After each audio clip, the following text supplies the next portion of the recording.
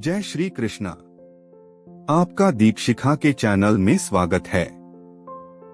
श्रीमद् भगवत गीता अध्याय 9 भाग 7 मोघाशा मोघ कर्माणो मोघज्ञाना विचेतसः राक्षसीमासुरी चैव प्रकृति मोहिनी श्रिता है।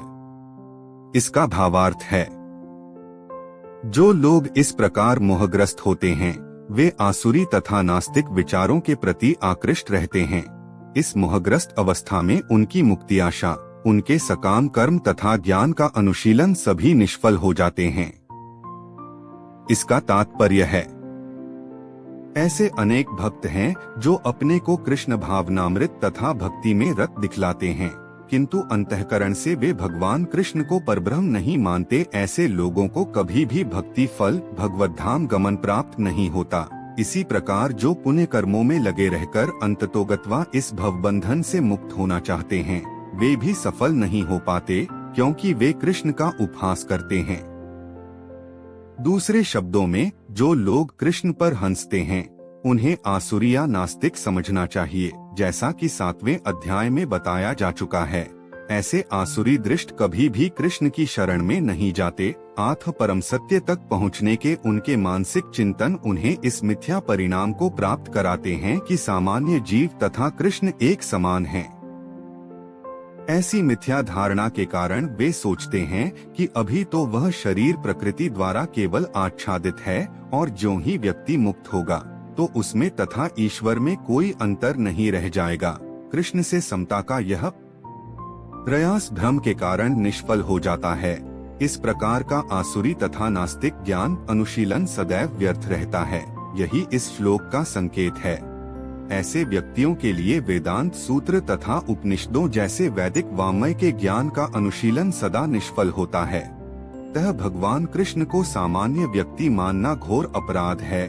जो ऐसा करते हैं वे निश्चित रूप से मोहग्रस्त रहते हैं, क्योंकि वे कृष्ण के शाश्वत रूप को नहीं समझ पाते। बृहद्विष्णुस्मृति का कथन है, यो वेति भौतिकं देहं कृष्णस्य परमात्मनः स सर्वस्माद् बहिष्कार्यः श्रोतस्मार्तविधानतः मुखं तस्यावलोक्यापि सचेलन स्नानमाचरेत। जो कृष्ण के शरीर को भौतिक मानता है उसे श्रुति तथा स्मृति के समस्त अनुष्ठानों से वंचित कर देना चाहिए। यदि कोई भूल से उसका मुंह देख ले तो उसे तुरंत गंगा स्नान करना चाहिए, जिसे छूत दूर हो सके। लोग कृष्ण की हंसी उड़ाते हैं क्योंकि वे भगवान से ईर्ष्या करते हैं। उनके भाग्य में जन्म जन्मांतर नास्तिक तथा असुर योनियों में रहे आना लिखा है। उनका वास्तविक ज्ञान सदैव के लिए भ्रम में रहेगा और धीरे धीरे वे सृष्टि के गहनतम अंधकार में गिरते जाएंगे। महात्मानस्तुमा पार्थ दैवी प्रकृतिमाश्रिताः भजन्त्यनन्य मनसो ज्ञात्वा भूतादिमव्ययम्। इसका भावार्थ है, हे पार्थ, मोहमुक्त महात्माजन दैवी प्रकृति के संरक्षण में रहते हैं। वे पूर्णतः भक्ति में निमग्न रहते हैं, क्योंकि वे मुझे आदि तथा अविनाशी भगवान के रूप में जानते हैं। इसका तात्पर्य है, इस श्लोक में महात्मा का वर्णन हुआ है। महात्मा का सबसे पहला लक्षण यह है कि वह दैवी प्रकृति में स्थित रहता है।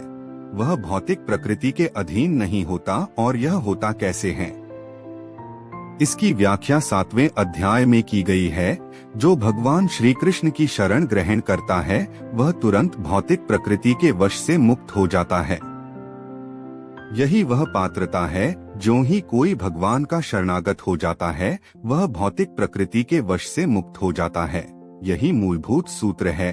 तटस्था शक्ति होने के कारण जीव ज्यों ही भौतिक प्रकृति के वश से मुक्त होता है त्यों ही वह आध्यात्मिक प्रकृति के निर्देशन में चला जाता है। आध्यात्मिक प्रकृति का निर्देशन ही दैवी प्रकृति कहलाती है। इस प्रकार से जब कोई भगवान के शरणागत होता है तो उसे महात्मा पद की प्राप्ति होती है। महात्मा अपने ध्यान को कृष्ण के अतिरिक्त अन्य किसी ओर नहीं ले जाता, क्योंकि वह भली भांति जानता है कि कृष्ण ही आदि परम पुरुष समस्त कारणों के कारण हैं। इसमें तनिक भी संदेह नहीं है। ऐसा महात्मा अन्य महात्माओं या शुद्ध भक्तों की संगति से प्रगति करता है। शुद्ध भक्त तो कृष्ण के अन्य स्वरूपों यथा चतुर्भुज महाविष्णु रूप से भी आकृष्ट नहीं होते। वे न तो कृष्ण के अन्य किसी रूप से आकृष्ट होते हैं, न ही वे देवताओं या मनुष्यों के किसी रूप की परवाह करते हैं। वे कृष्ण भावनामृत में केवल कृष्ण का ध्यान करते हैं। वे कृष्ण भावनामृत में निरंतर भगवान की अविचल सेवा में लगे रहते हैं। सत्तं कीर्तयन्तो मां यतन्तश्च दृढ़व्रता है, नमस्यन्तश्च मां भक्त्या नित्ययुक्ता उपास्ते।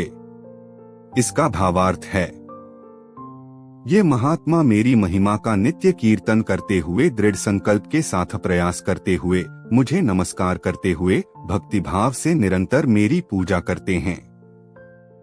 इसका तात्पर्य है, सामान्य पुरुष को रबर की मुहर लगाकर महात्मा नहीं बनाया जाता। यहाँ पर उसके लक्षणों का वर्णन किया गया है। महात्मा सदैव भगवान कृष्ण के गुणों का कीर्तन करता रहता है। उसके पास कोई दूसरा कार्य नहीं रहता। वह सदैव कृष्ण के गुणगान में व्यस्त रहता है। दूसरे शब्दों में, वह निर्विशेषवादी नहीं होता। जब गुणगान का प्रश्न उठे तो मनुष्य को चाहिए कि वह भगवान के पवित्र नाम, उनके नित्य रूप, उनके दिव्य गुणों तथा असामान्य लीलाओं की प्रशंसा करते हुए परमेश्वर को महिमान्वित करे। उसे इन सारी वस्तुओं को महिमान्वित करना होता है। अतः महात्मा भगवान के प्रति आसक्त रहता है। जो व्यक्ति परमेश्वर के निराकार रूप ब्रह्म ज्योति के प्रति आसक्त होता है, उसे भगवद गीता में महात्मा नहीं कहा गया। उसे अगले श्लोक में अन्य प्रकार से वर्णित किया गया है। महात्मा सदैव भक्ति के विविध कार्यों में, यथा विष्णु के श्रवण कीर्तन में व्यस्त रहता है। जैसा कि श्रीमद्भागवत में उल्लेख है, यही भक्ति श्रवण कीर्तन विष्णोः तथा स्मरण है। ऐसा महात्मा अंततः भगवान के 5 दिव्य रसों में से किसी एक रस में उनका सान्निध्य प्राप्त करने के लिए दृढ़व्रत होता है। इसे प्राप्त करने के लिए वह मनसा वाचा कर्मणा अपने सारे कार्यकलाप भगवान कृष्ण की सेवा में लगाता है। यही पूर्ण कृष्ण भावनामृत कहलाता है। भक्ति में कुछ कार्य हैं जिन्हें दृढ़व्रत कहा जाता है, यथा प्रत्येक एकादशी को तथा भगवान के आविर्भाव दिवस जन्माष्टमी पर उपवास करना। ये सारे विधि विधान महान आचार्यों द्वारा उन लोगों के लिए बनाए गए हैं जो दिव्य लोक में भगवान का सान्निध्य प्राप्त करने के इच्छुक हैं। महात्माजन इन विधि विधानों का दृढ़ता से पालन करते हैं, फलतः उनके लिए वांछित फल की प्राप्ति निश्चित रहती है। गीता का अगला अध्याय सुनने के लिए चैनल को लाइक, शेयर और सब्सक्राइब जरूर करें। धन्यवाद।